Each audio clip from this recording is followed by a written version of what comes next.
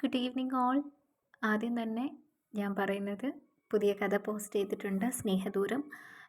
ഇതുപോലെ ഇതിലും കുറച്ചും കൂടി റൊമാൻസും കാര്യങ്ങളൊക്കെ വരുന്നൊരു husband and wife relationship love സ്റ്റോറിയാണ്.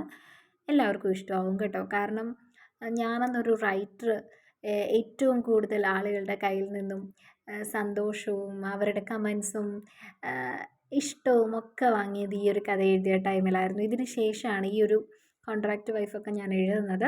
അപ്പോൾ കുറേ പേര് ചോദിച്ചിട്ടുണ്ടായിരുന്നു, കോൺട്രാക്റ്റ് വൈഫ് ഞാനാണോ എഴുതിയത് എന്നൊക്കെ. ഞാൻ തന്നെയാണ് കേട്ടോ. ഇതിൻ്റെ എല്ലാം സൃഷ്ടി എൻ്റെ കയ്യിൽ ഭദ്രമാണ്, ഞാൻ തന്നെയാണ് എഴുതിയത്. അപ്പം ഈ സ്നേഹദൂരം എന്ന് പറഞ്ഞൊരു കഥ ശ്രീഹരിയുടെയും ജാനകിയുടെയും പ്രണയകഥയാണ്. നിങ്ങൾക്ക് എന്താണെങ്കിലും ഇഷ്ടമാവുന്നൊരു തീമാണിത്. ഒരു കോൺട്രാക്റ്റ് വൈഫ്, അതായത് ഒരു കോൺട്രാക്റ്റ് ഇല്ല എന്നുള്ള നല്ല രീതിയിലുള്ളൊരു എന്താ പറയുന്നൊരു റൊമാൻറ്റിക് സ്റ്റോറിയാണ്. അത് നിങ്ങൾക്കിത് വായിച്ച് തുടങ്ങുമ്പോൾ ഇഷ്ടപ്പെടും. അപ്പോൾ ഫസ്റ്റ് പാർട്ട് ഇട്ടിട്ടുണ്ട്, എല്ലാവരും ഒന്ന് സപ്പോർട്ട് ചെയ്യണം. ഞാൻ ലിങ്ക് ഡിസ്ക്രിപ്ഷനിലും പിന്നെ കമൻറ്റിലും പിൻ ചെയ്ത് വെച്ചേക്കാം കേട്ടോ. അപ്പോൾ ഓക്കെ, കഥയിലേക്ക് പോവാം. അതൊരു തോന്നലാണോടോ? ഞാൻ നിനക്ക് വേണ്ടിയല്ലേ ജീവിക്കുന്നത്. ഇപ്പം എൻ്റെ ഓരോ നിമിഷങ്ങളും നിനക്ക് വേണ്ടി മാത്രമാണ്.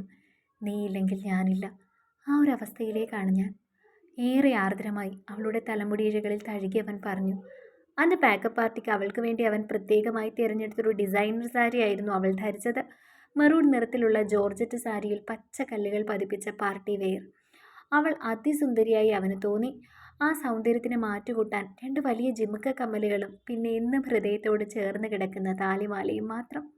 അന്ന് വാങ്ങിയ ഡയമണ്ട് ചെയിൻ താനിതുവരെ ധരിച്ചില്ലേ? അതിട്ട് ഞാൻ കണ്ടിട്ടില്ലല്ലോ. അതുകൂടി അണിഞ്ഞാൽ നല്ല ഭംഗിയായിരിക്കും. അത് ഞാൻ മാറ്റി വെച്ചിരിക്കുക, കണ്ണേട്ടൻ മൂകാംബിക ദേവിയുടെ മുൻപിൽ വെച്ച് എൻ്റെ കഴുത്തിൽ തെറ്റിത്തരുമ്പോൾ ഇടാൻ. ഏറെ പ്രണയം നിറഞ്ഞ മിഴികളോടെ അവളത് പറഞ്ഞപ്പോൾ കുറേ സമയം അവൻ അവളെ തന്നെ നോക്കിയിരുന്നു പോയിരുന്നു.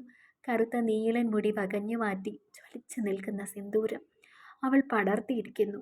പിന്നി മടങ്ങിയിട്ടിരിക്കുന്ന മുടി മുന്നോട്ടെടുത്തിട്ടിരിക്കുകയാണ്. ഒരു പ്രത്യേക സൗന്ദര്യം അവന് തോന്നി. ഒരു പുഞ്ചിരിയോടെ അവൻ അവൻ്റെ ഭാര്യയെ എല്ലാവർക്കും പരിചയപ്പെടുത്തി. തെല്ല അസൂയയോടെ എല്ലാവരും അവളെ നോക്കി. പാക്കപ്പ് പാർട്ടിയൊക്കെ കഴിഞ്ഞ് തിരികെ വന്നപ്പോൾ അരുന്ധതിയെയും വീട്ടിലുമൊക്കെ വിളിച്ച് കുറേ സമയം അവൾ സംസാരിച്ചു. ഇടതടവില്ലാതെ സംസാരിക്കുന്ന ആ പെണ്ണിലേക്ക് മാത്രമായിരുന്നു അവൻ്റെ ദൃഷ്ടി. അപ്പുറത്തൊരു കെട്ടിടത്തിന് അപ്പുറത്തിരുന്ന ഒരാൾ ഇതൊന്നും സഹിക്കാതെ പുതിയ നീക്കങ്ങൾക്ക് തുടക്കം കുറിക്കുകയും. പ്രൊഡക്ഷൻ കൺട്രോളറോട് മൂകാംബികയ്ക്ക് 2 ടിക്കറ്റ് എടുക്കണമെന്ന് മിഥുൻ പറഞ്ഞേൽപ്പിച്ചു. ടിക്കറ്റുമായി ബെന്നി എത്തിയപ്പോൾ അത്ഭുതത്തോടെ അവൾ അവനെ നോക്കി. ചില ആഗ്രഹങ്ങളൊന്നും ഒരുപാട് താമസിക്കുന്നത് ശരിയല്ലടോ. പ്രത്യേകിച്ച് തൻ്റെ ഈ ആഗ്രഹം താൻ പറഞ്ഞതുപോലെ എനിക്കും തോന്നാറുണ്ട്. ഒരിക്കൽ കൂടി തന്നെ വിവാഹം കഴിക്കണമെന്ന് നിറഞ്ഞ മനസ്സോടെ, ഏറെ ആഗ്രഹത്തോടെ, നമുക്ക് വേണ്ടി. അന്ന് ഞാനും ഒരു വിവാഹം ആഗ്രഹിച്ചിരുന്നില്ലല്ലോ. ഒട്ടും ആഗ്രഹിക്കാതെ നടന്നൊരു വിവാഹം. അതിനെ അങ്ങനെയല്ലേ കാണാൻ കഴിയൂ. വിവാഹം എന്ന് പോലും വിളിക്കാൻ കഴിയില്ല. എന്നെ സ്നേഹിക്കുന്ന കുറേ പേരെ വെട്ടിയാക്കുവാൻ വേണ്ടി നടത്തിയ നാടകം. അന്നെനിക്ക് കുറ്റബോധം തോന്നിയെങ്കിലും ഇപ്പം തെല്ല് പോലും കുറ്റബോധം തോന്നുന്നില്ല. എൻ്റെ മനസ്സ് നിറയെ ഇപ്പോൾ സന്തോഷം മാത്രമാണ്. ഒക്കെ ഒരു നിമിത്തമായിരുന്നു. എൻ്റെ പ്രണയത്തെ ഞാൻ കണ്ടെത്തുവാൻ വേണ്ടിയുള്ളൊരു നിമിത്തം. എത്ര നാൾ ഞാൻ കാത്തിരുന്നു. ഞാൻ ഈ ഒരാൾക്ക് വേണ്ടി. മൂകാംബികയിൽ വെച്ച് തന്നെ എനിക്ക് നിറഞ്ഞ മനസ്സോടെ താലി ചാർത്തണം. ഏറെ പ്രണയത്തോടെ തന്നെ എൻ്റെ വാമഭാഗമാക്കണം. പ്രണയം നിറഞ്ഞ മിഴികളോടെ മഞ്ഞച്ചരടിൽ കോർത്ത ആലിലെ താലി ആ കഴുത്തിൽ ചാർത്തി തരണം. ഈശ്വരനെ സാക്ഷി നിർത്തി തന്നെ ആ മൂർധാവിലൊരു മുദ്രയേകണം. നമ്മളിൽ മാത്രം ഒതുങ്ങി നിൽക്കുന്ന ഒരാഘോഷം. മനസ്സുകളാണ് ആദ്യം ഒന്നാവേണ്ടത്, പിന്നെയാണ് ഉടലുകൾ ഒന്നാവേണ്ടത്. ഏറെ പ്രണയത്തോടെ അവൾ അവൻ്റെ നെഞ്ചിൽ ചാരി. അവനെ ഓർക്കാതെ ഒരു പുലരിയും രാവും അവളെ കടന്നു പോകാറില്ലല്ലോ. മൂകാംബികയിലേക്കുള്ളൊരു യാത്ര രണ്ടുപേർക്കും പുതിയ അനുഭവങ്ങളായിരുന്നു. അവരിലേക്ക് അവർ ഒഴുകിയെത്തുന്നൊരു യാത്ര തന്നെ. വെളുപ്പോടെയാണ് അവരെത്തിയത്. തഴുകിത്തലോടുന്ന തെന്നലിന് പോലും ഒരു പുതുമ തോന്നിയിരുന്നു സരയുവിന്. ഹോട്ടലും മറ്റും നേരത്തെ തന്നെ മിഥുൻ ബുക്ക് ചെയ്തിട്ടുണ്ട്. നേരെ ഹോട്ടലിലേക്ക് ചെന്നു. ഒന്ന് ഫ്രഷ് ആയതിനു ശേഷം അതിരാവിലെ തന്നെ രണ്ടുപേരും അമ്പലത്തിലേക്ക് നടന്നു. വീതി കുറഞ്ഞ സ്വർണ്ണ കസവിൻ്റെ ടിഷ്യൂ സെറ്റ് സാരിയും പച്ച നിറത്തിലെ ഹാൻഡ് വർക്ക് ബ്ലൗസുമാണ് അവൾ ധരിച്ചിരിക്കുന്നത്. അതിന് ചേരുന്ന കുർത്തയും മുണ്ടുമായി മിഥുനും. ക്ഷേത്രത്തിൻ്റെ ദർശനം കിഴക്കോട്ടാണ്. 4 വശവും നിരവധി മലകൾ. 12 അടി ഉയരമുള്ള ആനപ്പള മതിൽ ക്ഷേത്രത്തെ ചുറ്റി നിൽക്കുന്നുണ്ട്. കിഴക്കും പടിഞ്ഞാറും ഭാഗങ്ങളിൽ 2 ഇരുനില ഗോപുരങ്ങൾ. വലംപിരി ഗണപതി ഭഗവാന്റെ ഒരു ചെറു ക്ഷേത്രം കൂടി തെക്ക് കിഴക്ക് ഭാഗത്ത് കാണാം. അതിനടുത്തായാണ് അവിടെ തന്ത്രിമാരുടെ താമസ സ്ഥലം. താലിമാല പൂജിക്കാനായി കൊടുത്ത് കാത്തു നിൽക്കുമ്പോൾ എവിടെ നിന്നൊക്കെ ഒരു ശക്തി വന്ന് തനിക്ക് ആത്മവിശ്വാസം നൽകിയത് അവൾ അറിഞ്ഞു. അത് ഏട്ടനാണെന്ന് വിശ്വസിക്കാനായിരുന്നു അവൾക്കിഷ്ടം. ചേട്ടൻ ഇവിടെ എവിടെയോ ഉണ്ട്. തൻ്റെ സൗഭാഗ്യത്തിലും സന്തോഷത്തിലും പങ്കാളിയാവുന്നു. നിറഞ്ഞ മനസ്സോടെ 2 കൈകൾ കൊണ്ട് തന്നെ അനുഗ്രഹിക്കുന്നു. അതൊക്കെ അവളുടെ കണ്ണിൽ കണ്ടു. പെട്ടെന്ന് കണ്ണുകൾ തുറന്നപ്പോൾ മുന്നിൽ ആ രൂപം തെളിഞ്ഞ പോലെ തോന്നി. ഉടനെ തന്നെ അപ്രത്യക്ഷവുമായി. അവൻ ഇവിടെ ഉണ്ടെന്ന് അവൾക്ക് വിശ്വാസമായി. നോക്കിയപ്പോൾ മിഥുൻ കണ്ണടച്ച് പ്രാർത്ഥിച്ച് നിൽക്കുകയാണ്. അതിനെ ശല്യം ചെയ്യാൻ തോന്നിയില്ല. പൂജിച്ചു കൊണ്ടുവന്ന താലി മൂകാംബികാദേവിയുടെ നടയിൽ വച്ച് ആളും ആരവങ്ങളുമില്ലാതെ ഒരാഘോഷങ്ങളുടെയും മേമ്പൊടിയില്ലാതെ അവളുടെ കഴുത്തിൽ അവൻ ചാർത്തിയ നിമിഷം, കുറച്ചു മുൻപ് തെളിമയില്ലാതെ കണ്ട രൂപം കുറച്ചുകൂടി തെളിച്ചത്തിൽ അവൾ കണ്ടു. അവൾക്ക് മാത്രം കാണാൻ പാകത്തിൽ. മനസ്സ് നിറഞ്ഞ് തനിക്ക് മുൻപിൽ നിൽക്കുകയാണ് ഏട്ടനിയനെ. സന്തോഷത്തിൽ ആ കണ്ണുകൾ നിറഞ്ഞിട്ടുണ്ടോ? 2 കൈകൾ കൊണ്ടും തന്നെ അനുഗ്രഹിക്കുകയാണ് ഏട്ടൻ. മനസ്സ് നിറഞ്ഞതുപോലെ തിരികെ ആകാശത്തിലേക്ക് യാത്രയാകുന്നു. 2 സെക്കൻഡ് പോലും തൻ്റെ മുൻപിൽ നിലനിൽക്കാത്തൊരു സ്വപ്നം. പക്ഷെ അതൊരു സ്വപ്നം മാത്രമല്ലെന്ന് അവൾക്കും അറിയാമായിരുന്നു. അനുഗ്രഹം വിതറിയ സിന്ദൂരം അവളുടെ സീമന്തരേഖയെ ചൂപ്പിച്ചതും മിഥുൻ്റെ ചുണ്ടുകൾ മൂർത്താവിലും പതിഞ്ഞു. അപ്പോഴാണ് അവൻ തനിക്ക് ചുംബനം നൽകിയെന്ന് അവൾക്ക് മനസ്സിലായത്. പെട്ടെന്ന് ആരുടെയോ ഫോൺ ബെല്ലടിച്ചപ്പോൾ തനിക്ക് വേണ്ടി ഈ നിമിഷം ആരോ പാടിയതുപോലെയാണ് അവൾക്ക് തോന്നിയത്. നിറഞ്ഞ മിഴികളോടെ അവൻ അവളുടെ മുഖത്തേക്ക് നോക്കി. എൻ്റെ എന്ന അർത്ഥത്തിൽ അവൻ അവളെയും നോക്കി. നിറഞ്ഞ മിഴികൾ അവൻ തുടച്ചു. സന്തോഷം കൊണ്ടാവും അല്ലേ? അവൻ അതിനുള്ള ഉത്തരവും കണ്ടെത്തി. അതേന്ന് പറഞ്ഞവൾ അവൻ്റെ മുഖത്തേക്ക് നോക്കി. അമ്പലനടിയിൽ നന്ദിയോടെ തൊഴുതവൾ പരിസരം മറന്നവൻ്റെ നെഞ്ചിൽ ചാഞ്ഞു. ഇടം കൈയാൽ അവളെ പുണർന്നവൻ അവളെ തന്നോട് ചേർത്ത് പിടിച്ചു. അമ്പലത്തിൽ നിന്നും തിരികെ യാത്ര തിരിച്ചപ്പോഴും അവൾ അറിയാതെ തിരിഞ്ഞു നോക്കുന്നുണ്ടായിരുന്നു. ആൾക്കൂട്ടത്തിൽ എവിടെയെങ്കിലും തനിക്ക് പരിചിതമായ മുഖമുണ്ടോയെന്ന്, ഒരിക്കൽ കൂടി താൻ ആഗ്രഹിക്കുന്ന ആ മുഖം ഉണ്ടോ എന്നവൾ തേടി. ഹോട്ടലിലേക്ക് ചെന്ന ഉടനെ ഒരു ഹൃദയം നിറഞ്ഞ ആലിംഗനം തന്നെ മിഥുൻ അവൾക്ക് സമ്മാനിച്ചു. അവൻ്റെ നെഞ്ചിൽ ചേർന്ന് നിൽക്കുമ്പോൾ തൻ്റെ ദുഃഖങ്ങൾക്കൊക്കെ ശമനം വരുന്നത് അവൾ അറിഞ്ഞു. എന്താ കഴിക്കുന്നേ? വിവാഹം കഴിഞ്ഞതല്ലേ? നല്ലൊരു സദ്യ തന്നെ കഴിച്ചേക്കാം. ഇവിടെ എനിക്ക് പരിചയമുള്ളൊരു റെസ്റ്റോറൻ്റ് ഉണ്ട്, അവിടെ പോവാം. അവൾ സമ്മതം പറഞ്ഞു. പോകാനായി തയ്യാറെടുക്കാൻ തുടങ്ങിയവൻ്റെ കൈകളിൽ അവൾ പെട്ടെന്ന് കയറി പിടിച്ചു. മനസ്സിലാവാതെ അവൻ അവളുടെ മുഖത്തേക്ക് നോക്കി. എന്നും അവനെ പ്രണയത്തിൽ ആഴ്ത്തിയ നാണത്തോടെ പെരുവിരലിൽ ഉയർന്നു പൊങ്ങി അവൾ അവൻ്റെ നെറുകയിൽ ഒരു ചുംബനം ചാർത്തി. അത്രമേൽ സ്നേഹം തോന്നുമ്പോൾ മാത്രമാണ് നെറുകയിൽ അവളായി മുൻകൈയെടുത്തൊരു പ്രണയമുദ്ര നൽകാറുള്ളതെന്ന് അവനും അറിയാമായിരുന്നു. നല്ല മൂഡിലാണല്ലോ. അല്പം കുസൃതിയോട് അവൻ ചോദിച്ചു. ഒരുപാട് സന്തോഷമുള്ള ദിവസമാണ് കണ്ണേട്ടായത്. അതിൻ്റെ കാരണം എനിക്ക് പറയാൻ അറിയില്ല. നമ്മുടെ കല്യാണം കഴിഞ്ഞു. പിന്നെ ഒരിക്കലും സാധ്യമാവില്ല എന്ന് ഞാൻ വിശ്വസിച്ചൊരു കാര്യം കുറച്ചു മുൻപ് സാധ്യമായി.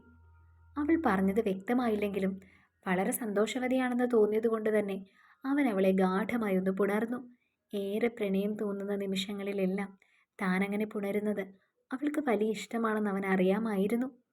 ഭക്ഷണം കഴിഞ്ഞിരുവരും യാത്ര തിരിച്ചത് കുടജാത്രിയിലേക്കാണ്. ആരെയും മോഹിപ്പിക്കുന്ന കുടജാത്രിയുടെ സൗന്ദര്യം ആവോളം നുകർന്ന് പരസ്പരം തങ്ങളിൽ മാത്രം നിറഞ്ഞു നിന്നൊരു യാത്രയുടെ മനോഹര നിമിഷങ്ങളിലായിരുന്നു ഇരുവരും. ഒരു ജീപ്പിലാണ് യാത്ര. കുടജാത്രിയുടെ സൗന്ദര്യം മറ്റൊന്നിനോളം വരില്ല.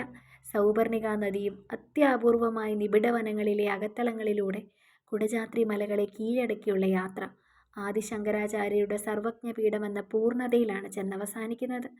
മലമുടികളിൽ കയറുന്ന പാതയുടെ തുടക്കത്തിലോ കുടജാത്രിയിലെ ഭദ്രകാളി ക്ഷേത്രവും കാണാൻ സാധിക്കും. സമുദ്രനിരപ്പിൽ നിന്നും 1342 മീറ്റർ ഉയരത്തിലാണ് കുടജാത്രി മല സ്ഥിതി ചെയ്യുന്നത്. ആരെയും മോഹിപ്പിക്കുന്ന സൗന്ദര്യം തന്നെയാണ് കുടജാത്രിയുടെ പ്രത്യേകത. ശബ്ദകോലാഹലങ്ങളൊന്നുമില്ലവിടെ. താഴ്വാരത്തെ മഴക്കാടുകളോ മഞ്ഞു മൂടിയിരിക്കുകയാണ്. ഇടുങ്ങിയ വഴികളിലൂടെ മുന്നോട്ട് നടന്നപ്പോൾ പേരറിയാത്ത മരങ്ങളുടെ കൂട്ടം കാണാൻ സാധിക്കും. ഒറ്റ നോട്ടത്തിലൊരു വനമാണെന്ന് തോന്നുമെങ്കിലും മരങ്ങളിൽ വള്ളികൾ തൂങ്ങിയാടുന്നത് ഒരു പ്രത്യേക കാഴ്ചയാണ്. ഇരുളു കയറിയ വഴിയിലേക്ക് തിരിയുന്നതിന് മുൻപ് കറുത്ത പലകയിൽ ഗണേശ ഗുഹ എന്നെഴുതിയ സൂചന ബോർഡ് മരത്തിൽ തറച്ചിരിക്കുന്നതും കാണാൻ സാധിക്കും. ഒരു 10 മിനിറ്റ് അതുവഴി നടന്നാൽ ഗണേശ ഗുഹയിലും എത്താം. ചെറിയൊരു ഗുഹയിൽ ഗണപതി വിഗ്രഹം പ്രതിഷ്ഠിച്ചിരിക്കുകയാണ്. ആരോ തെളിച്ചു വെക്കുന്ന ദീപവും പൂക്കളും പൂജാസാധനങ്ങളും ഒക്കെ അവിടെ കാണാൻ സാധിക്കും. ഉരുളൻ കല്ലുകളും അരുവിയും കടന്ന് മജ്ജയെ മരവിപ്പിക്കുന്ന തണുപ്പിൻ്റെ അകമ്പടിയോട് വേണം പ്രണയത്തിൻ്റെ സർവജ്ഞപീഠം കയറാൻ. പ്രകൃതി ഒരുക്കി വെച്ച ആ കാഴ്ചയുടെ അപാരതകൾ കണ്ണിനെയും മനസ്സിനെയും ഭ്രമിപ്പിക്കും ഏതൊരു യാത്രികൻ്റെയും. കാൽ വഴുക്കാതിരിക്കാൻ പരസ്പരം ഇരുവരും കരങ്ങൾ പുണർന്നാണ് നടന്നത്. കുറച്ചുകൂടി കഴിയവേ സർവജ്ഞപീഠം കുറച്ചൊക്കെ കാണാൻ തുടങ്ങിയിരുന്നു. സരീവിന് മനസ്സ് തുടികൊട്ടാൻ തുടങ്ങി. കുറച്ച് കരിങ്കല്ലുകൾ വെട്ടി ഒതുക്കി ഉണ്ടാക്കിയ ചതുരത്തിലുള്ള ഒരു കൊച്ചു ക്ഷേത്രമാണത്. അതിനുള്ളിലോ ശങ്കരാചാര്യരുടെ ഒരു ചെറിയ വിഗ്രഹം കാണാം. കല്ലുകളെല്ലാം വർഷങ്ങൾ കൊണ്ട് തന്നെ വെയിലും മഴയും ഒക്കെ അടിച്ച് കരിവാളിച്ചു തുടങ്ങിയിരിക്കുന്നു. മൂകാംബികാ ദേവിയുടെ മൂലസ്ഥാനം അതിനും അപ്പുറത്താണ്. ദേവി ശങ്കരാചാര്യയ്ക്ക് മുന്നിൽ പ്രത്യക്ഷയായ സ്ഥലമാണത്. വർഷങ്ങൾക്കിപ്പുറവും തുരുമ്പ് പിടിക്കാത്തൊരു ഇരുമ്പ് ദണ്ട് അവിടെ ഉയർന്നു നിൽക്കുന്നത് അത്ഭുതം തന്നെയാണ്. പിന്നെയും കുറച്ചുകൂടി പോയാൽ വേനലിലും വറ്റാത്തൊരു ഉറവ കാണാൻ സാധിക്കും. പീഠത്തിൻ്റെ അരികിൽ നിന്ന് പ്രാർത്ഥിക്കുമ്പോൾ മിഴികൾ നിറയുന്നത് അവൾക്കറിയാൻ സാധിക്കുന്നുണ്ടായിരുന്നു. സന്തോഷം കൊണ്ടാണെങ്കിൽ പോലും സങ്കടം കൊണ്ടാണെങ്കിലും ആ മിഴികൾ നീക്കിയെറിയാൻ അവൻ്റെ വിരലുകൾക്ക് ആ നിമിഷം ശേഷിയുണ്ടായിരുന്നു. ഏറെ പ്രണയത്തോടെയാണ് അവളെ അവൻ ചേർത്ത് പിടിച്ചത്. ആ നിമിഷം അവൻ്റെ ഉള്ളിൽ നിറഞ്ഞു നിന്നത് ഒരു പ്രാർത്ഥന മാത്രം. തന്നിൽ നിന്നും ഒരു ശക്തിക്കും ഇവളെ അകറ്റാൻ സാധിക്കരുതേയെന്ന്. ആ പ്രാർത്ഥന ഭഗവാൻ ഒരുപക്ഷെ മനസ്സിൽ സ്വീകരിച്ചിട്ടുണ്ടാവും. ലോകത്തിലെ ഒരു ശക്തികൾക്കും ഇനി അവരെ പിരിക്കാൻ പറ്റില്ലെന്നൊരു അനുഗ്രഹം ഭഗവാൻ നൽകിയതുപോലെ ഇരുവർക്കും ആ നിമിഷം തോന്നിയിരുന്നു. പ്രണയം നിറഞ്ഞു നിൽക്കുന്ന കുടജാത്രിയുടെ കുളിര് തങ്ങളിലേക്ക് ആവാഹിക്കുകയായിരുന്നു രണ്ടുപേരും. സർവജ്ഞപീഠത്തിലെ കൊച്ചു ശങ്കരനോട് നന്ദി പറഞ്ഞ് കുന്നിറങ്ങാൻ തുടങ്ങിയപ്പോൾ സൗപർണികയിലേക്ക് വീണ്ടും ഒരു യാത്ര. തിരിച്ച് സൗപർണികയെ മുങ്ങി നിവർന്ന് വന്നവനെ ഏറെ കരുതലോടെ, അതിലുപരി ഒരമ്മയുടെ വാത്സല്യത്തോടെ തലതുവർത്തി കൊടുത്തവൾ. വീണ്ടും ഒരിക്കൽ കൂടി ദേവിയുടെ മുൻപിൽ ചെന്ന് നൽകിയ അനുഗ്രഹങ്ങൾക്കും ഇനി നൽകാൻ പോകുന്ന അനുഗ്രഹങ്ങൾക്കും ഒക്കെ വേണ്ടി പ്രാർത്ഥിച്ച് തിരികെ മുറിയിലേക്ക് എത്തിയിരുന്നു രണ്ടുപേരും. ഹോട്ടൽ റൂമിലെ ഗ്ലാസ് വിൻഡോയിലൂടെ താഴേക്ക് നോക്കി നിൽക്കുന്നതിനിടയിലാണ് പല ഓർമ്മകളും അവരുടെ മനസ്സിലേക്ക് വന്നത്. അതിൽ അനുഭവിച്ച ബുദ്ധിമുട്ടുകളും ഇപ്പോൾ അനുഭവിക്കുന്ന സൗഭാഗ്യങ്ങളുമൊക്കെ അവൾ ഓർത്തു. ആദ്യമായി ഒരു ഭയത്തോടെ അവനെ താൻ അഭിമുഖീകരിച്ചതും പിന്നീട് അവൻ തൻ്റെ ആരൊക്കെയോ ആയി മാറിയതും ഇന്ന് തൻ്റെ എല്ലാമായി മാറിയതുമൊക്കെ ഒരു സിനിമാ കഥ പോലെയാണ് അവളുടെ മനസ്സിലൂടെ പാഞ്ഞു പോയത്. ഇപ്പോഴും തനിക്ക് വിശ്വസിക്കാൻ സാധിക്കുന്നില്ല. സുഖമുള്ളൊരു സ്വപ്നം മാത്രമാണ് അവനെന്ന്. സരയു സംശയിച്ചു പോയ നിമിഷമായിരുന്നു അത്. പിറകിലൂടെ വന്ന് തന്നെ ചേർത്ത് പിടിച്ചവൻ്റെ സാമീപ്യമാണ് അവളെ വീണ്ടും ആ വർത്തമാന കാലത്തിലേക്കൊന്ന് തിരികെ കൊണ്ടുവന്നത്. ആദ്യമായി കാണുന്നത് പോലെ ഏറെ പ്രണയം നിറഞ്ഞ മിഴികളോട് അവനെ നോക്കുമ്പോൾ അവൾ ആ നിമിഷം ഒരു കൂവളദളം മാത്രമായി മാറി. അവളെ അവൾ അറിയുകയായിരുന്നു. അവൻ്റെ മിഴികളിലൂടെ കണ്ണുകൾ ചിമ്മിക്കാണിച്ച് അവളെ തൻ്റെ നെഞ്ചോട് ചേർത്തിരുന്നു അവൻ. ഹാപ്പിയായോ? ഒരു പ്രണയത്തോടെ അവളുടെ കാതിൽ അവൻ മൊഴിഞ്ഞ നിമിഷം സന്തോഷത്തോടെ അവൾ അവനെ പുണർന്നു. അതിൽ അവനുള്ള മറുപടി ഉണ്ടായിരുന്നു. ഇനിയെന്താ ആഗ്രഹം? ഈ ലോകത്തിൻ്റെ കോണിൽ എവിടെയെങ്കിലും നമുക്ക് മാത്രമായിട്ട് പോയാലോ? ഒരുപാട് സന്തോഷത്തോടെ കുറച്ച് ദിവസം കവളിൽ തലോടി ചോദിച്ചവൻ. കണ്ണേട്ടനുള്ളപ്പോൾ എവിടെയും എനിക്ക് സന്തോഷം മാത്രമേ ഉള്ളൂ. പക്ഷെ നമുക്ക് തിരികെ പോകണം. എനിക്കിപ്പോൾ എല്ലാവരെയും കാണാൻ തോന്നുന്നുണ്ട്. അമ്മയും അച്ഛനെയും പിന്നെ നമ്മുടെ അമ്മയും, അങ്ങനെ എല്ലാവരെയും. എൻ്റെ സന്തോഷം ഈ ലോകത്തോട് മുഴുവൻ എനിക്ക് വിളിച്ച് പറയണം.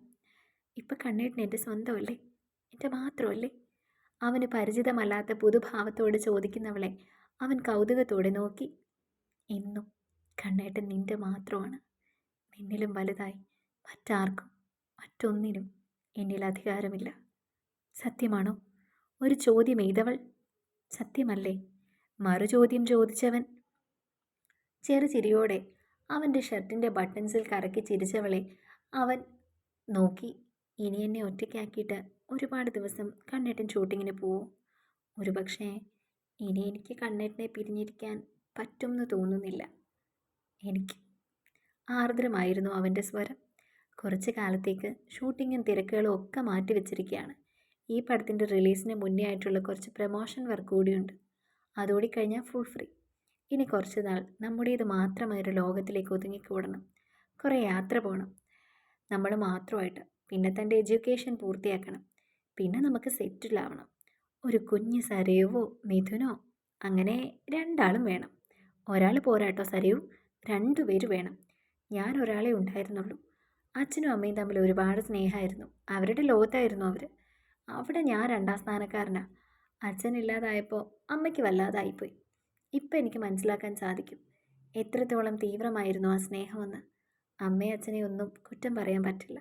അത്രത്തോളം അമ്മ അച്ഛനെയും അച്ഛൻ അമ്മയും സ്നേഹിച്ചിരുന്നു. താനെൻ്റെ ജീവിതത്തിലേക്ക് വന്നതിന് ശേഷം ആ സ്നേഹത്തിൻ്റെ അർത്ഥം എനിക്കും മനസ്സിലാവുന്നുണ്ട്. ഇന്ന് താൻ എനിക്കും ഞാൻ തനിക്കും എങ്ങനെയാണോ അങ്ങനെ തന്നെയായിരുന്നു. അതിനിടെ ചിലപ്പോൾ നമ്മുടെ കുഞ്ഞു പോലും 2ാം സ്ഥാനത്തായേക്കാം. ഭാര്യയും ഭർത്താവും തമ്മിലുള്ള സ്നേഹത്തിൻ്റെ ആഴം തീവ്രമാണെങ്കിൽ അങ്ങനെ വരും. പക്ഷെ സഹോദരങ്ങൾ വേണം.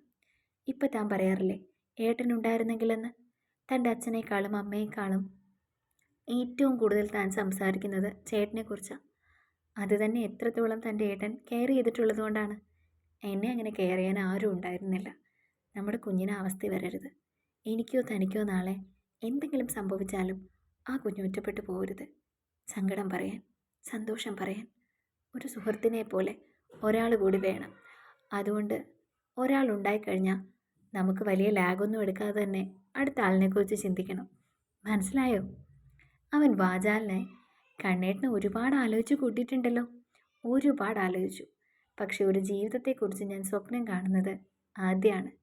ശിഖയെ വിവാഹം കഴിക്കണമെന്ന് തീരുമാനിച്ച സമയത്ത് പോലും ഞാൻ വിവാഹം എന്നതിനപ്പുറം ജീവിതത്തെക്കുറിച്ചോ കുടുംബത്തെക്കുറിച്ചോ കുട്ടികളെക്കുറിച്ചോ ഒന്നും ചിന്തിച്ചിട്ടില്ല. പക്ഷെ ഇപ്പം അങ്ങനെയല്ല. ഞാനും താനും നമ്മുടെ കുട്ടികളും പിന്നെ നമുക്ക് പ്രായമാവുന്നതും അവരുടെ വിവാഹം പോലും ഞാൻ സ്വപ്നം കാണുന്നുണ്ട്. അത്രത്തോളം ഞാൻ ഈ ജീവിതത്തെ ഇഷ്ടപ്പെട്ട് തുടങ്ങി സരയൂ. എല്ലാം മറന്ന് നമുക്ക് ഒരുമിച്ച് ജീവിച്ചു തുടങ്ങണം. ഇന്നു മുതൽ വേണോ?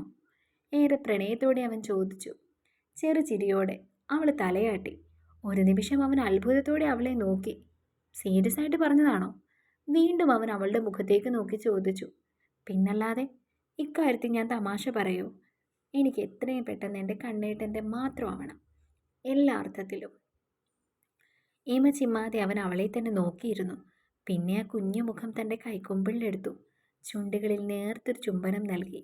വളരെ മൃദുലമായി, എന്നാൽ പ്രണയത്തിൻ്റെ തീവ്രത മുഴുവൻ പകർന്നു നൽകുന്നൊരു ചുംബനം. പ്രണയം മാത്രം നിറഞ്ഞു നിൽക്കുന്നൊരു ചുംബനം. പുറത്തു നിലാവിൽ നിശാഗന്ധി പൂത്തു തുടങ്ങി. അവൻ്റെ കൈവിരലുകൾ അവളുടെ അനാവൃതമായ പുറം കഴുത്തിൽ വീണമീട്ടി. ആദ്യമായാണ് പ്രണയവും രതിയും ഇടകലർന്ന സരയുവിൻ്റെ ഭാവം അവൻ കാണുന്നത്. അതവനിലെ പുരുഷനെ കൂടുതൽ കൂടുതൽ ആവേശഭരിതനാക്കി. രണ്ടുപേർക്കും പുളകങ്ങൾ സമ്മാനിക്കാൻ ആ മോഹരാവ് തയ്യാറായി കഴിഞ്ഞു. അവളുടെ അഴകിലെ അഗ്നിയെ സ്വീകരിക്കാനായി അവനും തയ്യാറായി. പുതുമണ്ണിനെ പുണരുന്ന പുതുമഴയുടെ സംഗമോത്സവം പോലെ തന്നെ അവൻ അവളിൽ പെയ്യാൻ വെമ്പി. അവന് വേണ്ടി അവളൊരു റോസാ പൂവിതളായി മാറിക്കഴിഞ്ഞിരുന്നു. തന്നിലെ തേൻ നുകരാൻ അവനാകുന്ന ചിത്രശലഭത്തെ ക്ഷണിക്കുകയായിരുന്നു അവൾ. നുകരും തോറും മതിയാവാത്ത തേനായിരുന്നു അവനവൾക്ക്. ആ രാവ് അവസാനിക്കാതിരുന്നെങ്കിലെന്ന് അവരാഗ്രഹിച്ചിരുന്നു. മിഴികളിൽ നിറഞ്ഞു നിന്ന പ്രണയത്തെ ഉടലിലേക്ക് പകർത്തി എഴുതാൻ തയ്യാറായി അവർ. അവൻ്റെ ചുംബന വർഷത്തിൽ തനു തളർന്നവൾ ഉടയാടകൾ തന്നിൽ നിന്നും അകന്ന നിമിഷം മിഴികൾ വലിച്ചടച്ചു. അത്രമേൽ ഇഷ്ടത്തോടെ ഇരുവരും പരസ്പരം സ്വന്തമാകാൻ ആഗ്രഹിച്ചു. നാണവും നഗ്നതയും കവർന്നവൻ അവളിലെ മൃദുവികാരങ്ങൾ പോലും സ്വന്തമാക്കി. ആദ്യ രോമഹർഷത്തിൻ്റെ നിമിഷത്തിൻ്റെ അനുഭൂതിയിൽ സ്വയം മറന്നുപോയവൾ. സുഖമുള്ളൊരു നോവായി അവൻ അവളിൽ പടർന്നു തുടങ്ങിയ നിമിഷം ആ നിശയിലെ താരാഗണങ്ങൾ പോലും കണ്ണു ചിമ്മാതെ ആ പ്രണയ സംഗമത്തിന് സാക്ഷ്യം വഹിച്ചു. ഒരു ചെറുനോവോടെ അവൻ അവൻ്റെ പെണ്ണിനെ പൂർണ്ണയാക്കി. തുടരും. ആദ്യമേ പറഞ്ഞതുപോലെ എനിക്ക് ഇങ്ങനെയൊക്കെ റൊമാൻസ് എഴുതാനേ അറിയുള്ളൂ കേട്ടോ. അല്ലാതെ അങ്ങനെ ചെയ്തു ഇങ്ങനെ ചെയ്തു അങ്ങനത്തെ ചില സ്റ്റോറീസിൽ ഞാൻ കണ്ടിട്ടുണ്ട്. അങ്ങനെ എനിക്ക് അത്ര വശം പോരാട്ടോ. പക്ഷേ കുറച്ചും കൂടി മെച്ചപ്പെട്ടിട്ടുണ്ടെന്ന് തോന്നുന്നു സ്നേഹദൂരം എന്ന് പറഞ്ഞ കഥയിൽ. എന്താണെങ്കിലും നിങ്ങൾക്ക് ഇഷ്ടമായെങ്കിൽ ലൈക്ക് ചെയ്യുക, സബ്സ്ക്രൈബ് ചെയ്യുക. പിന്നെ ഇന്നൊരു വലിയ പാർട്ടാണ്, അതുകൊണ്ട് കമൻറ്റും ചെയ്യുക. അപ്പോൾ ഓക്കെ, ബൈ.